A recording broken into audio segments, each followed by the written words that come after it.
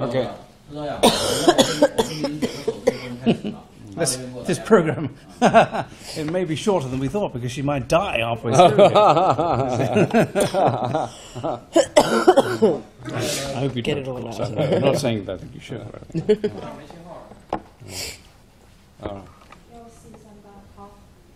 Okay.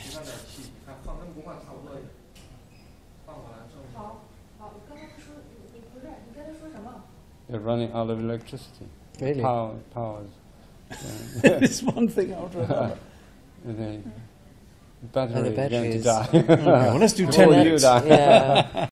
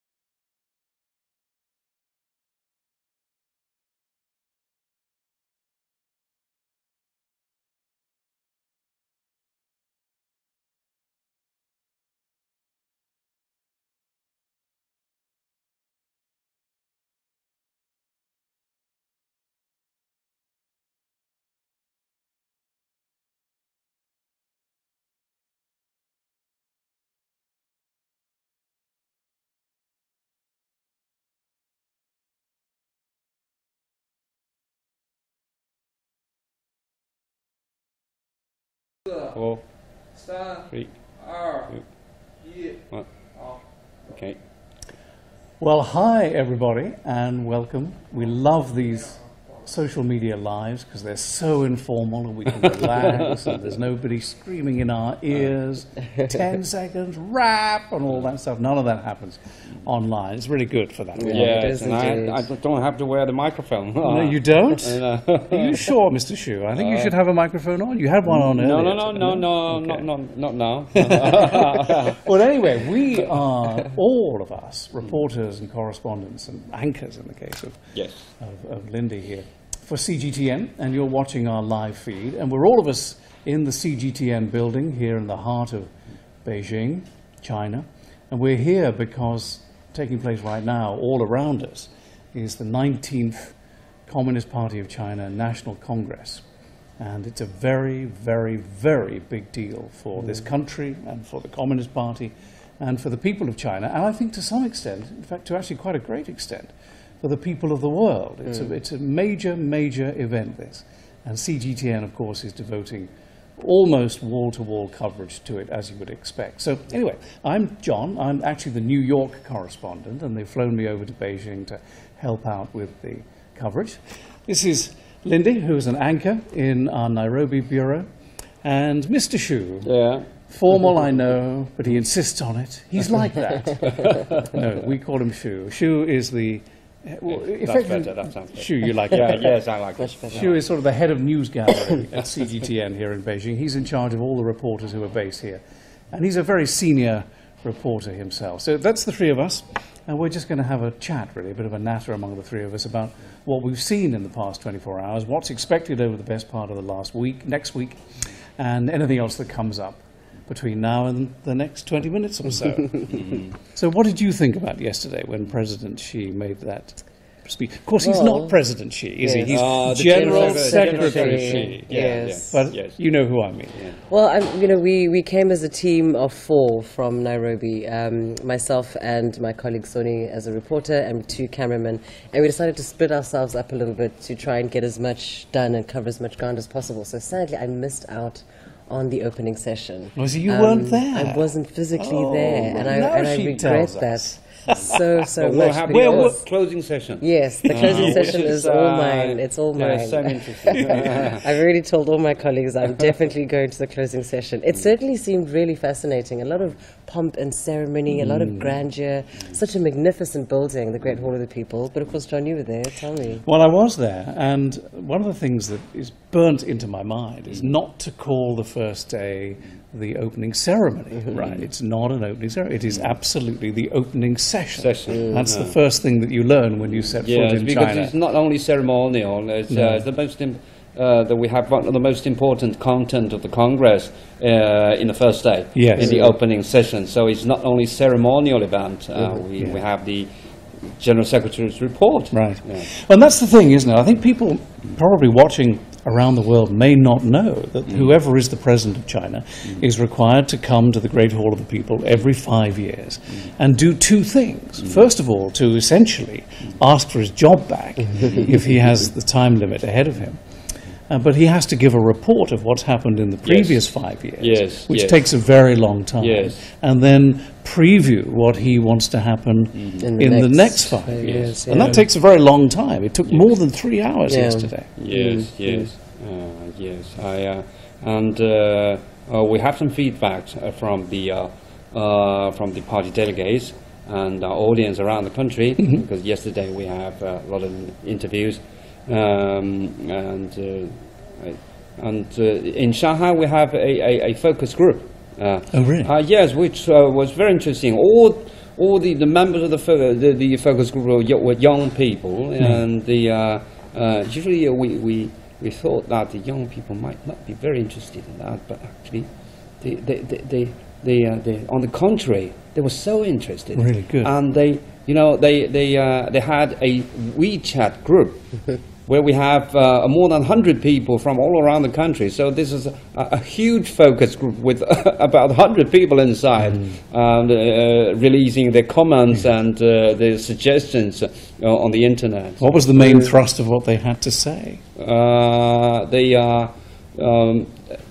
Each of the members have their own focus.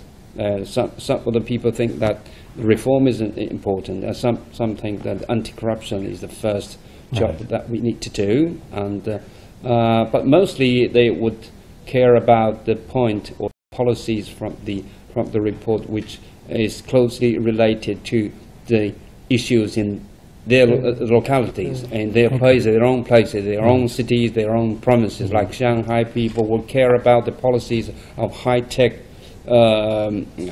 technology development.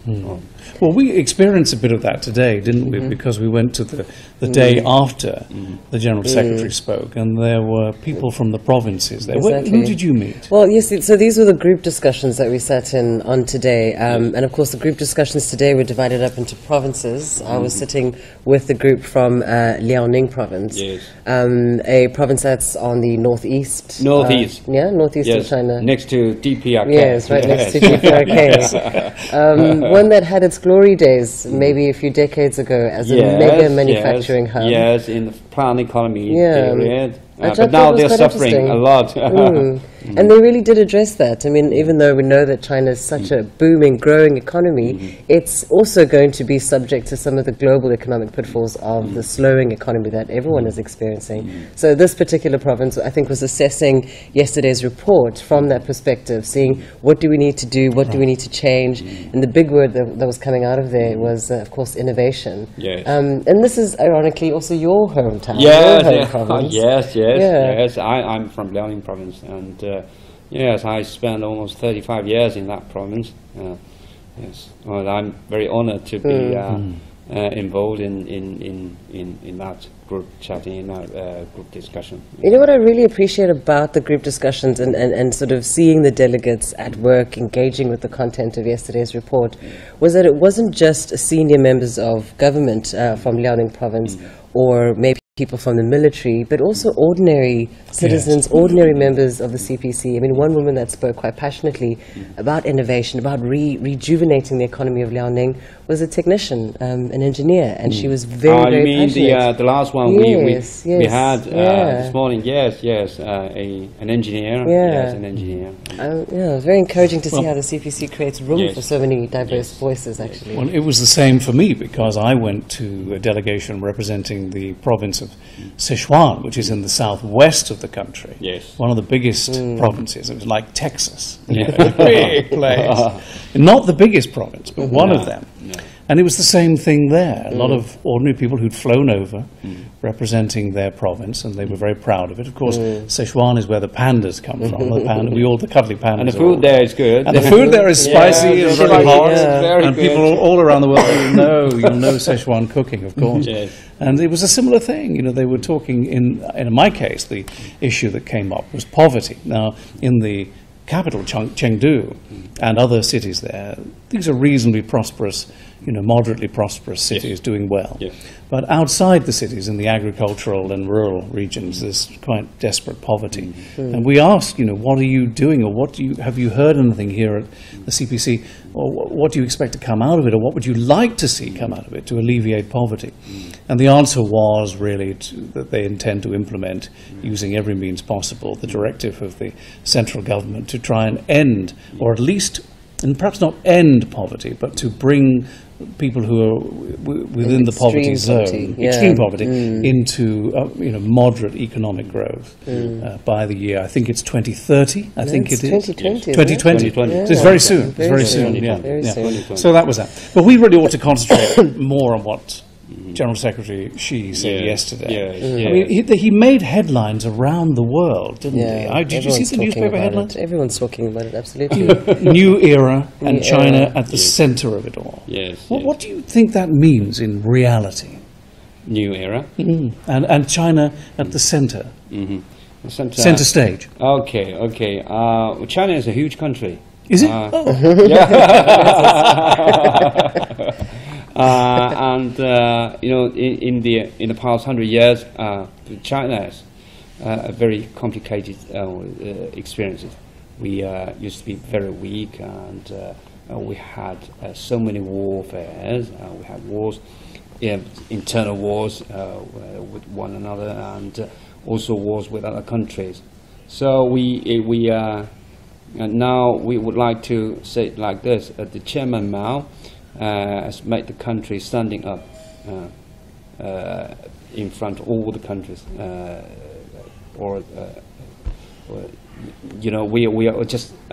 we're just equal with the counterparts in the rest of the world. Yes, he got China on its feet. Yes. And Deng Xiaoping is helping Chinese people to get rich. Yes. And now we are getting richer, so we want to be stronger.